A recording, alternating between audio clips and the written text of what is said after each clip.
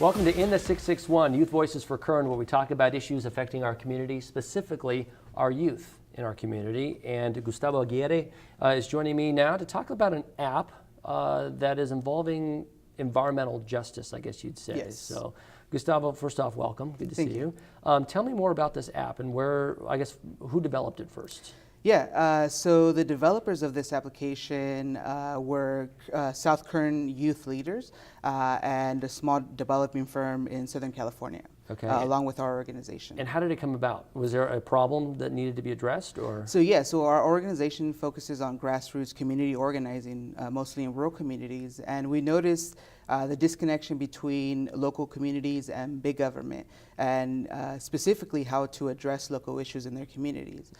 So this is where this idea was born from. And so how does the app work? What does it do exactly? So Ivan Online, or Identify Violations Affecting Neighborhoods, works very simply like any other application.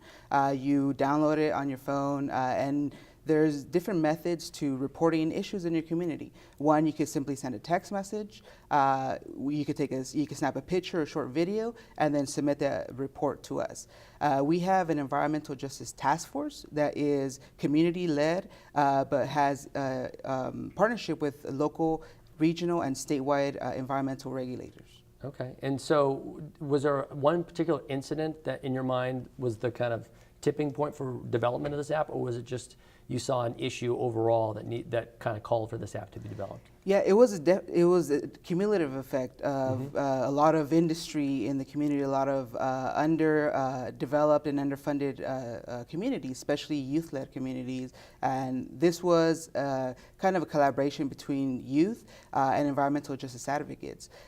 Knowing that there's major industries here, there's two corridors that split California, that's Interstate 5 and Highway 99. We have dairies, so we have a lot of cumulative impacts that negatively affect public health and the environment. Let me ask you this. Instead of creating an app, did some of these folks just go directly to the person or people that were doing these things that you thought, okay, somebody's dumping something on the ground? Okay. So did they go to that person and say, hey, and then didn't get kind of Yeah, and so response? Actually through scoping meetings with youth, with community agencies, we found that there was a disconnect between the community understanding what regulatory body was responsible for what jurisdiction. Okay. And so this was born in bridging that gap. So these folks just essentially didn't know where to go to. Exactly, or who to talk to. Yes. Okay, so what have people been reporting on the Ivan app so far? So the Ivan app is it's a database that it gets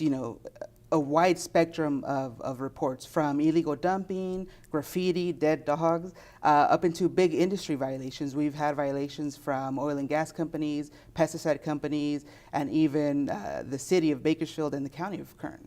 Itself violating its own code enforcement? Yes. Interesting. Tell me more about that. So one particular incident was Kern County was managing a storage facility in central Bakersfield that resident complained of odors. And so once we reported that to Kern County Code Compliance, they found out that it was their own facility that they were managing that had a leak.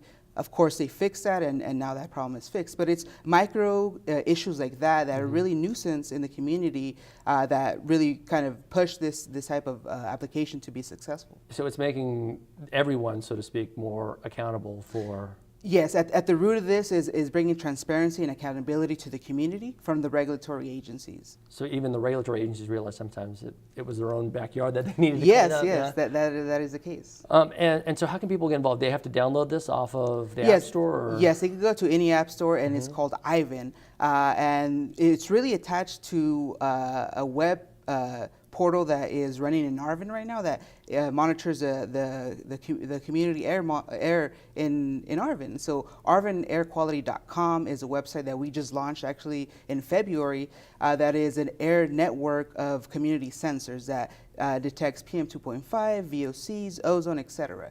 And so by identifying a network of air monitors and this application, folks will get introduced more, especially youth, to environmental justice issues and topics. And start thinking about the air we breathe, because we know the air quality here is not the best. I mean, Arvin specifically, though, has been on a couple of top 10 lists. Yes. And so what's being done, I mean, now that you brought that topic, what's being done in Arvin? I mean, short of monitoring it and having individual residents there monitor their own air, what's being done to try and address the problem? Yeah, so in Arvin, it's a very particular situation. There's a spectrum of community science involvement, right? And the first part of that spectrum is raising a question or identifying an issue. The last part of it is actually compliance and enforcement, right? And so Arvin is going through the spectrum of community science right now. And yes, air monitoring is just one of many efforts that is taking place. There is also pollution logs, toxic tours, walking audits of different industries and locations in Arvin to start targeting that. That's one of it. The end goal is really to make narrative changes and real structural changes in the way air quality is either bettered or damaged in the city of Arvin, and then moving to the county, and then the Central Valley, and then the state. All right, and thank you very much, Gustavo, for talking to us about the Ivan app and all that it does in our community. Thank you. All right, and thank you for joining us on In the 661, Youth Voices for Kern.